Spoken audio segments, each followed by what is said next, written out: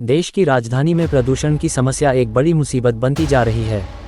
दुनिया में सबसे प्रदूषित शहरों की तालिका में दिल्ली का नाम प्रमुख 10 शहरों में आता है। केंद्र हो या दिल्ली सरकार प्रदूषण कम करने के लिए अपने बड़े बड़े दावे करती है। देखा जाए तो दोनों ही सरकारें इसमें सबसे आगे रहने की होड़ में रहती है।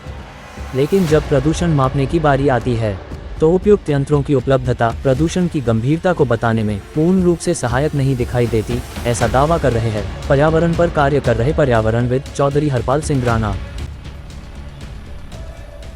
भारत सरकार हो चाहे दिल्ली सरकार, प्रदूषण नियंत्रण के चाहे कितने बड़े बड़े दावे किए जाएं, लेकिन ये दावे उस वक्त फेल हो जाते हैं जब सरकार के पास PM 2.5 नापने का यंत्र 500 से ऊपर ही ना हो। ये वो यंत्र है जो 999 तक नापता है। मेरे पास लगभग 5 वर्षों से है। मैं अनेकों बार पत्र लिख चुका हूँ दिल्ली सरकार को, भारत सरकार को, कि प्रदूषण नापने के जो आधुनिक यंत्र हैं वो लिए जाए।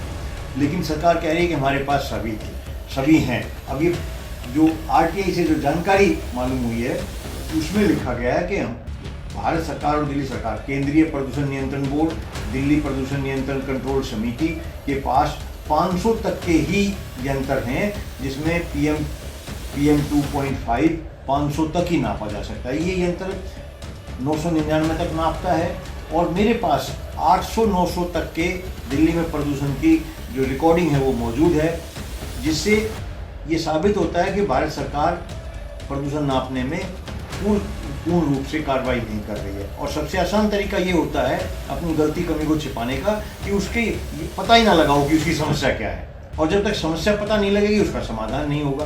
तो सरकार के पास 500 से ऊपर का यंत्र ही नहीं है तो पता ही नहीं लगा कि 500 से ऊपर भी जा रहा है, जबकि कितना खतरनाक होता है 500, इसका अंदाज़ा सरकार को नहीं है, लेकिन वो 800-900 तक जाता है।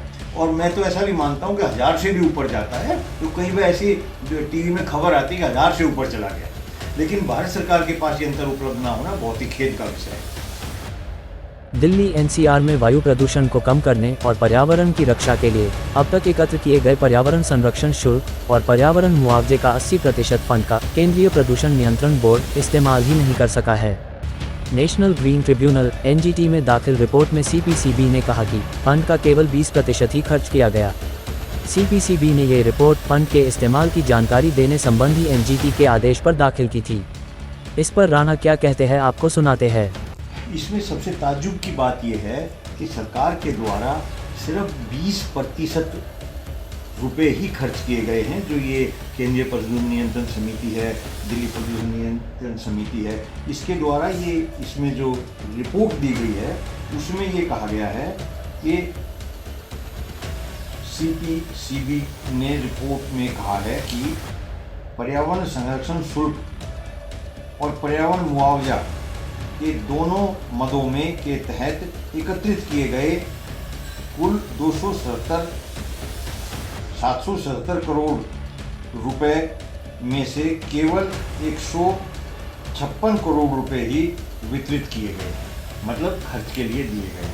दूसरी बात इसमें जो ये अभी जो 2023 की बात है, इसमें 30 नवंबर तक मुआवजे के रूप में 126 करोड़ रुपए और प्रदूषण फैलाने वालों से सीधे 267 करोड़ रुपए प्राप्त हुए हैं। इनमें से केवल 45 करोड़ रुपए और 15 करोड़ रुपए विभिन्न अन्य परियोजनाओं में के कार्यों के लिए जारी किए गए हैं। ये लगभग 20% बैठता है, यानी 80% बजट वो बचा हुआ है और सरकार के पास ये यंत्र उपलब्ध नहीं है। ये कितने ताज्जुब की बात है, कितने आश्चर्यचकित करने वाली बात है और कितनी बड़ी लापरवाही है, इसका अंदाज़ा शायद सरकार नहीं लगा रही है। मैं सरकार से आह्वान करता हूँ, अगर किसी समस्या का समाधान करना है तो उसकी समस्या की पूर्ण रूप से जानकारी लेना बहुत ही आवश्यक है। और जानकारी जब मिलेगी, जब यंत्र उपलब्ध होंगे, और यंत्र के लिए प्रयास करने पड़ेंगे, खरीदने पड़ेंगे, तो वो खरीदे नहीं जा रहे हैं, सरकार इसके खरीदे जिससे कि सही स्थिति पता लग सके, उसका समाधान हो सके। मैं सरकार से आह्वान करता हूँ, अगर किसी समस्या का समाधान करना है तो उसकी समस्या की पूर्ण रूप से जानकारी लेना बहुत ही आवश्यक है। और जानकारी जब मिलेगी, जब यंत्र उपलब्ध होंगे, और यंत्र के लिए प्रयास करने पड़ेंगे, खरीदने पड़ेंगे। तो वो खरीदे नहीं जा रहे हैं, सरकार इसके खरीदे जिससे कि सही स्थिति पता लग सके, उसका समाधान हो सके। आज प्रदूषण मुक्त देश के लिए समूचे देशवासियों को साथ आना होगा। पर्यावरण हमारे आज और कल के लिए नासूर साबित होता जा रहा है, जिससे गंभीर बीमारियां देश को अपने आगोश में लेती जा रही है। अगर समय रहते हम नहीं जागे तो प्राणियों के अस्तित्व के लिए यह बड़ा खतरा साबित होगा। प्राइम टाइम हिंदी से अर्जुन सिंह की रिपोर्ट।